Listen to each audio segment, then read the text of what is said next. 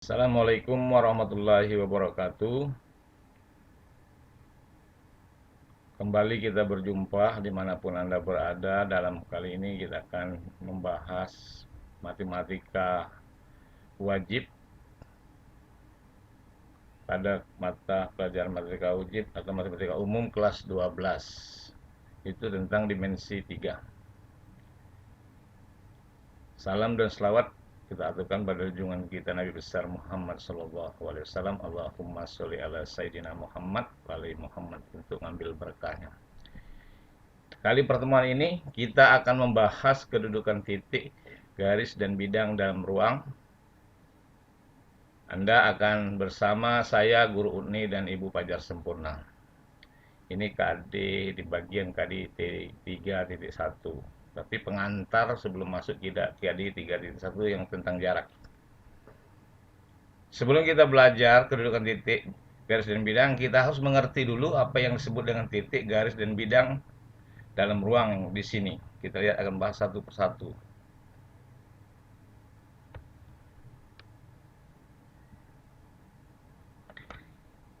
Ada yang perlu dalam unsur geometri, unsur-unsur dasar, yaitu ada 3, titik, garis, dan bidang. Apa yang disebut dengan titik? Kalau kita lihat definisinya, titik adalah bentuk geometri yang tidak berdimensi. Yang tidak berdimensi. Titik bisa dilambangkan dengan bentuk lingkaran bulat kecil yang penuh berisi. Atau titik bisa juga ditulis diberi nama dengan huruf kapital, misalnya huruf A atau B dan seterusnya. Yang berikutnya kita tentang garis. Garis adalah bentuk geometri yang berdimensi 1.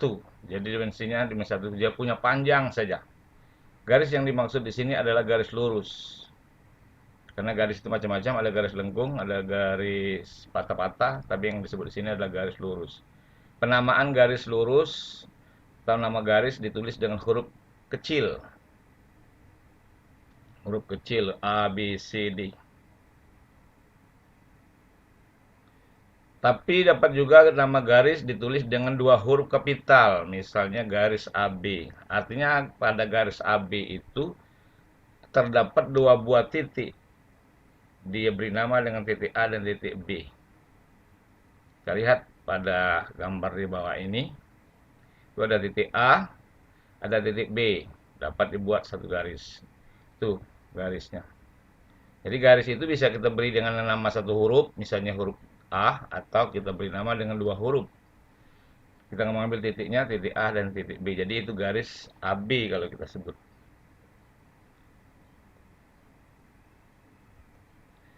Lanjut kita sebut dengan bidang.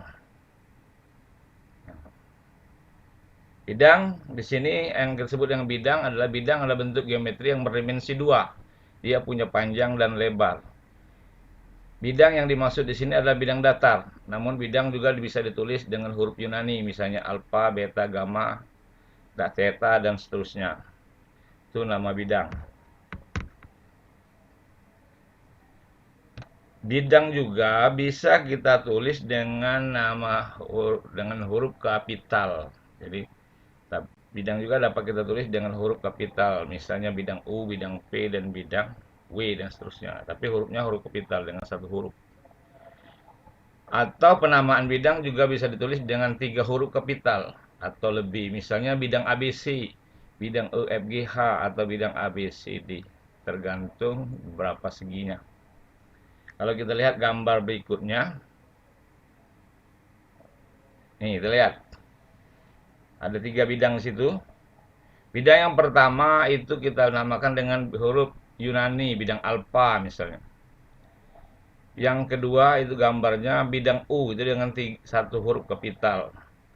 Bisa juga kita tulis dengan yang gambar yang 3 itu bidang ABC. Bidang ABC itu bisa kita perluas menjadi bidang ABCD atau bidang yang lain. Itu bidang. Jadi kalau kita belajar dimensi 3, itu yang perlu diketahui itu titik, garis, bidang. Jadi itu yang perlu kita pahami dulu. Sebelum kita belajar lebih lanjut Dalam geometri itu yang paling terkenal itu adalah aksioma. Kalau kita tidak tahu aksioma, kita harus pelajari dulu apa itu disebut dengan aksioma. Aksioma kalau kita lihat adalah aksioma adalah suatu pernyataan yang bisa dilihat kebenarannya tanpa perlu adanya bukti. Jadi kebenarannya itu bisa kita lihat kebenarannya tanpa perlu adanya bukti. Misalnya seperti aksioma 1. Aksioma 1 ini yang paling terkenal ini dalam geometri. Melalui dua buah titik sembarang hanya dapat dibuat sebuah garis lurus.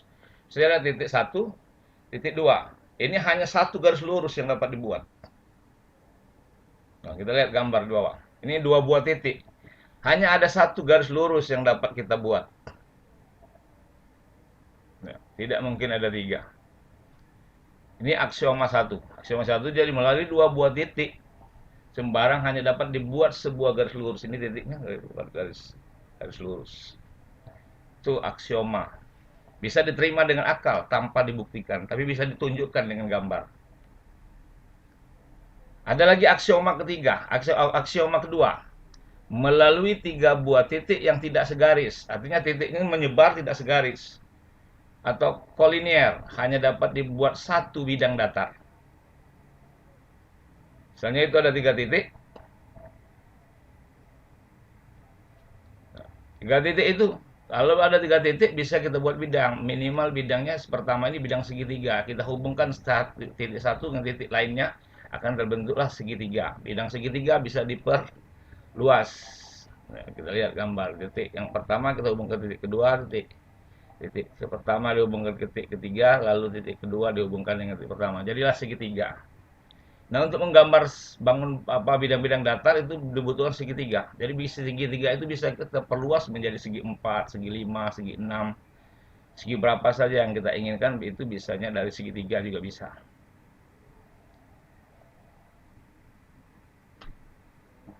Itu aksioma kedua. Jadi melalui 3 buah titik tidak segaris dibuat hanya satu bidang datar. Ada lagi aksioma yang ketiga. Jika sebuah garis dan sebuah bidang mempunyai 2 titik persekutuan. Jadi ada sebuah bidang, sebuah garis mempunyai 2 titik persekutuan, maka garis itu seluruhnya terletak pada bidang.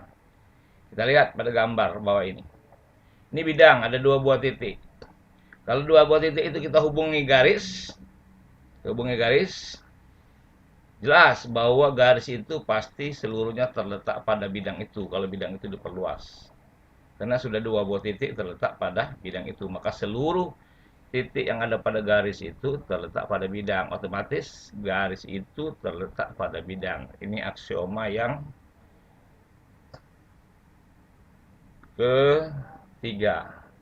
Kita hanya belajar aksioma yang sampai keempat.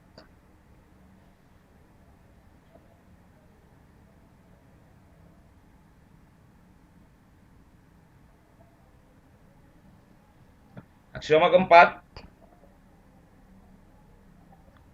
melalui sebuah titik yang berada di luar sebuah garis. Ini ada titik, ada garis. Ini ada titik, ada garis. Apa yang terjadi? Hanya dapat dibuat sebuah garis yang sejajar dengan garis tersebut. Kalau kita lihat misalnya, ini sebuah garis. Ini sebuah titik, maka hanya ada satu garis yang sejajar dengan garis tersebut melalui titik tersebut. Jadi melalui titik T ini hanya dapat dibuat satu garis lurus yang sejajar dengan garis yang ini. Kalau kita lihat gambarnya, nih misalnya, itu sebuah titik, sebuah garis. Jadi melalui garis itu hanya dapat dibuat satu garis lurus yang sejajar.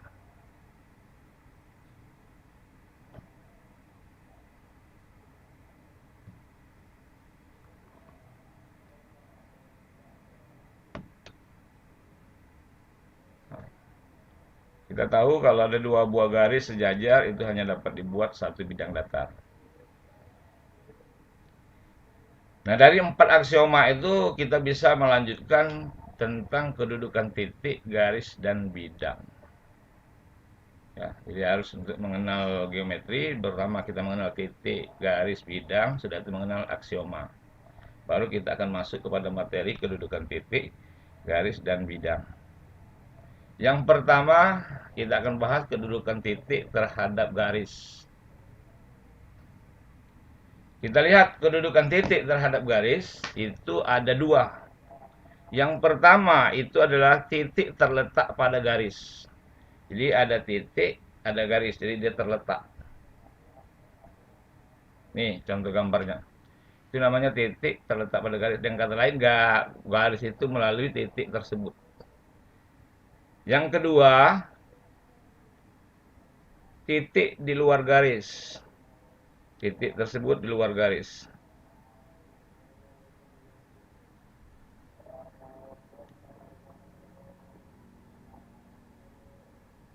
Titik di luar garis. Nah, kita lihat titiknya tidak dilalui garis, tapi titiknya berada di luar garis. Jadi kedudukan titik terhadap garis itu ada dua, titik terletak pada garis dan titik di luar garis. Kedudukan yang kedua, kedudukan titik terhadap bidang. Kedudukan titik terhadap bidang itu adalah ada dua. Titik terletak pada bidang. Titik terletak pada bidang artinya titik itu terletak pada bidang, atau dengan kata lain bidang itu melalui titik tersebut.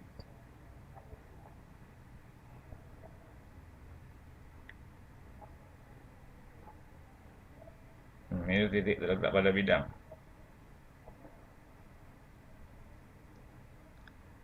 Ada lagi yang kita sebut dengan titik terletak di luar bidang. Titik di luar bidang. Lihat gambarnya, ini bidang datar, ini titik di luarnya. Artinya titik itu tidak dilalui bidang. Ada kemungkinan lain bahwa kedudukan titik terhadap bidang? Tidak ada, hanya dua. Titik terletak pada bidang dan titik di luar bidang. Kita lihat contoh pertama. Yang pertama, balok ABCD OFGH seperti gambar di bawah ini. Tentukanlah kedudukan titik E terhadap bidang BCGF B, titik H terhadap bidang ADHE, dan D terhadap bidang ABC. Lihat, ini kita langsung mengambil titik terhadap bidang. Kita lihat solusi pertama, kan yang kita cari titik terhadap bidang. Berarti apakah titik E terhadap bidang BCGF itu apa? Kita lihat solusinya. Pertama kita buat bidang BCGF. Setelah itu kita lihat titik E. Nah, bagaimana kedudukan titik E dengan bidang BCGF itu? Tentu kita pasti menyimpulkan adalah titik E itu di luar bidang BCGF. Jadi titik E itu di luar bidang BCGF. Kalau yang B adalah titik H terhadap bidang ADHE. Nah, kita hapus dulu gambarnya, kita buang, ini gambar pertama.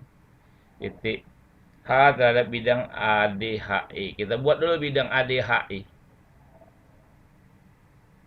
Nah, di bidang ADHE ada, kita beri warna titik H itu ada. Kita lihat bagaimana kedudukan titik H terhadap bidang ADHI itu. Berarti kalau kita lihat itu adalah titik H itu terletak pada bidang ADHI. Nah, itu titik H terletak pada bidang ADHI. Yang C-nya itu kita ingin melihat titik D terhadap bidang ABC. Bagaimana? Kita lihat, kita gambar dulu bidang ABC. Titik D, kita lihat. Nah, titik D. Kalau kita lihat bidang ABC itu belum melalui titik D, tapi bidang ABC itu bisa kita perluas. Kita perluas menjadi bidang ABC, kita perluas menjadi bidang ABCD. Karena dia sama-sama bidang dasar dari balok tersebut. Kita perluas bidangnya. Bidang ABC akan menjadi bidang ABCD, kita perluas. Kita lihat titik D. Nah, titik D itu titik D. Kalau kita lihat pada bidang ABC, D, titik D itu terletak pada bidang ABC. Nah, titik D itu terletak pada bidang ABC. Sedangkan bidang ABCD itu merupakan perluasan dari bidang ABC.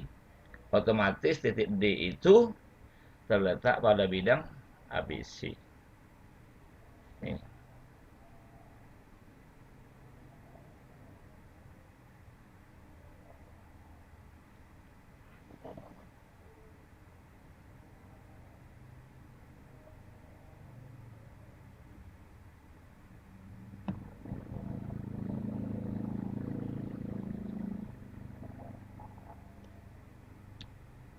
Kita lihat materi yang berikutnya, kedudukan garis terhadap garis lain.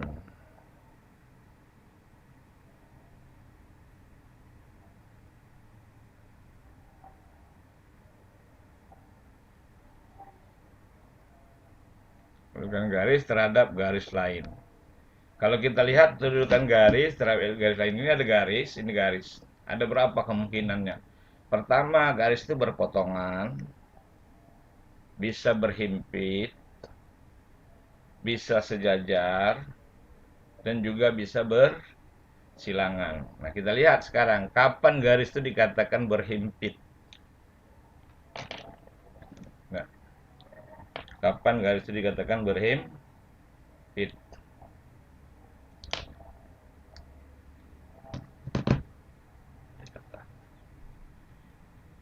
Dua garis dikatakan berhimpit adalah apabila dia mempunyai dua titik persekutuan. Jadi dua garis dikatakan berhimpit, dia mempunyai dua titik persekutuan.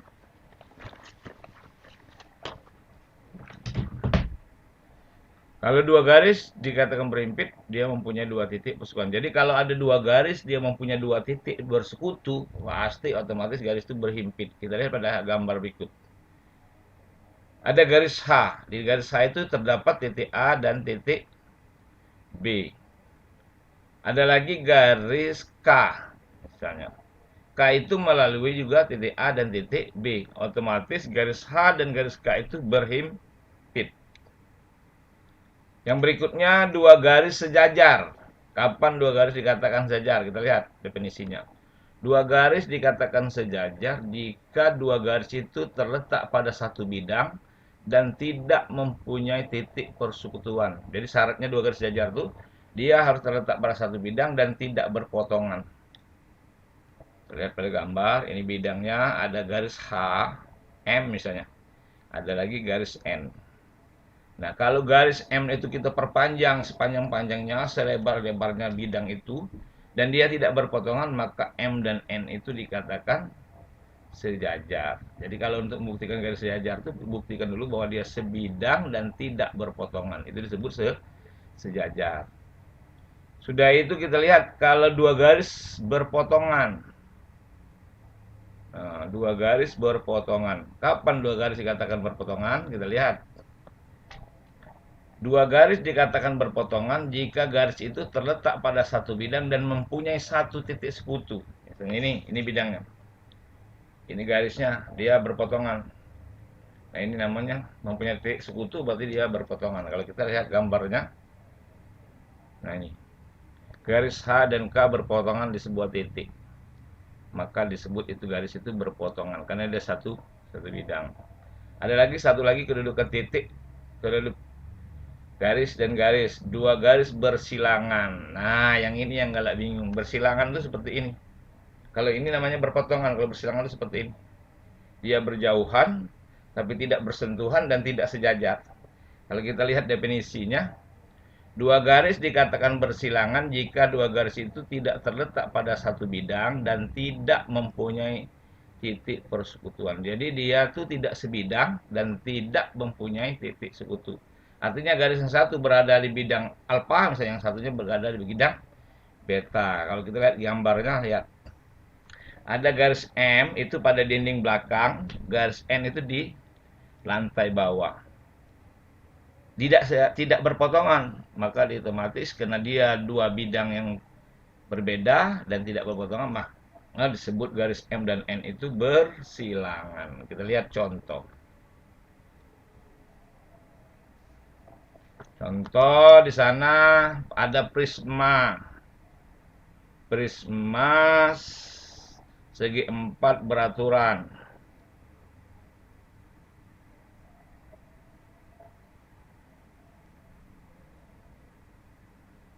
Ada prisma segi empat beraturan ABCD EFGH, titik P di tengah BC, Q di tengah rusuk CD. Nah, tentukanlah kedudukan kedudukan AH terhadap BG, sudah itu BF terhadap EH, sudah itu CE terhadap GH, sudah itu AP terhadap DC, sudah itu PQ terhadap FH. Nah, kita lihat bahas satu-satu, kita tahu ada titik P di sana, di tengah-tengah BC, ada titik Q di tengah rusuk CD. Saya ingat kembali yang disebut dengan prisma segi empat beraturan. Saya ingatkan kembali, kalau prisma beraturan itu artinya prisma tegak yang bidang dasarnya atau bidang alasnya berbentuk segi N beraturan. Jadi kalau dia segi 4 beraturan, berarti dasarnya itu berbentuk persegi. Kalau dia segi 5, berarti bawahnya di dasar itu segi 5 beraturan. Sedangkan rusuk tegaknya tegak lurus dengan bidang alas, itu yang disebut dengan prisma beraturan.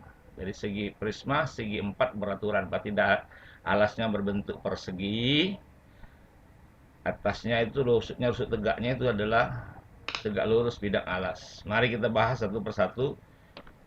Garis AH terhadap BG. Pertama kita gambar dulu prisma ABCD itu FGH.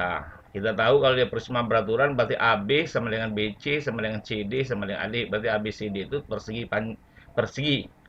Sedangkan AD tidak sama dengan panjang AE, tapi AE, BF, CG, DH itu sama panjang. Nah, kita akan menunjukkan apakah kedudukan AH dengan BG.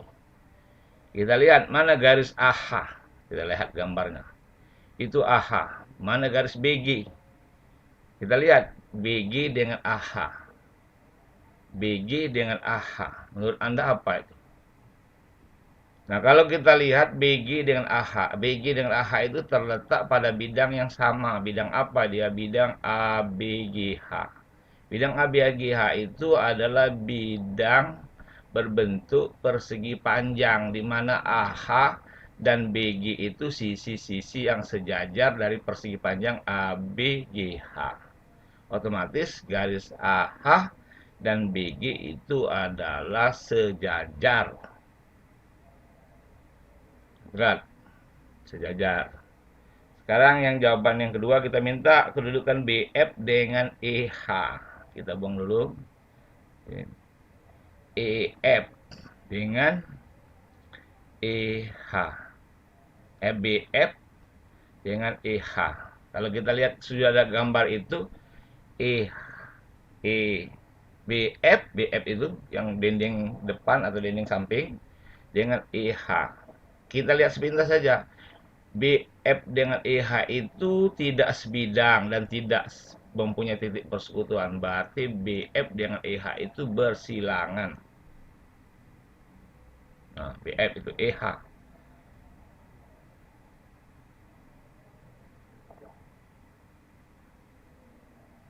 Jadi BF itu pada bidang BF itu pada bidang BCGF. Nah, EH itu pada bidang, boleh bidang atas, boleh bidang sebelahnya, kita lihat pada bidang atas. EH itu pada bidang EFGH.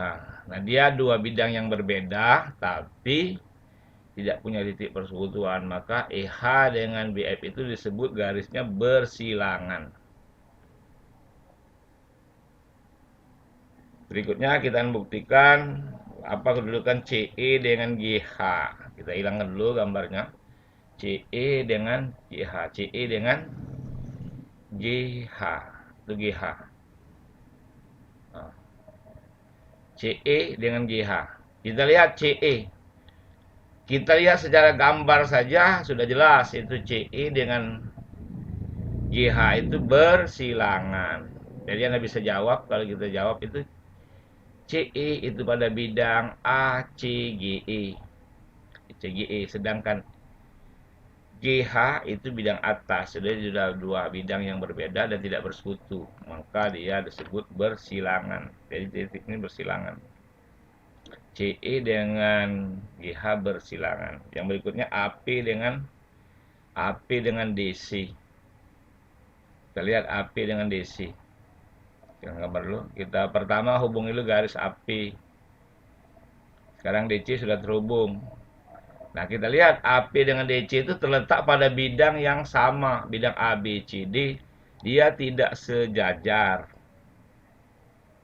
Kalau kita perpanjang masing-masing AP dan DC itu kita lihat, kalau kita perpanjang, itu perpanjangan AP, itu perpanjangan ADC, dia berpotongan. Syarat garis berpotongan tadi dia sebidang dan tidak sejajar. Otomatis berarti AP dan DC itu potongan. Itu keterangannya. Terletak pada satu bidang ABCD, AP dan DC tidak sejajar, berarti AD dan AP berpotongan. Kalau kita lihat, kita sudah perpanjangkan. Berikut yang terakhir, kita akan menunjukkan kedudukan titik PQ dan FH. PQ dan FH, kita hilangkan dulu gambarnya. PQ dan FH. Pertama kita hubungkan dulu garis PQ. Sudah itu, sebelum kita ke FH, kita hubungkan dulu garis BD. Nah, kita lihat PQ dengan BD itu adalah sejajar. Kenapa? Karena dia sama-sama terletak pada segitiga BCD. Q di tengah-tengah CD, P di tengah-tengah BC. Menurut teori di kelas di SMP itu namanya garis paralel tengah. Garis paralel tengah dari suatu segitiga itu adalah sejajar. Jadi kita lihat di sana PQ itu sejajar dengan BD. Kita lihat lagi BD itu akan kita lihat dengan HF. BD itu dengan HF adalah sejajar. BD dan HF itu sejajar. Kenapa? Karena dia terletak pada persegi panjang BDHF. Nah, berarti apa kesimpulan kita? PQ sejajar BD, BD sejajar FH, maka simpulkan berarti PQ itu sejajar dengan FH. Itu untuk pemahaman. Jadi, kalau belajar dimensi 3 ini ada juga dalil yang kita kuasai di samping aksioma. Mungkin cukup pertemuan kita sampai di sini untuk pertemuan yang pertama ini. Karena kedudukan titik dan titik, garis, dan bidang ini akan kita bagi dua video. Terima kasih.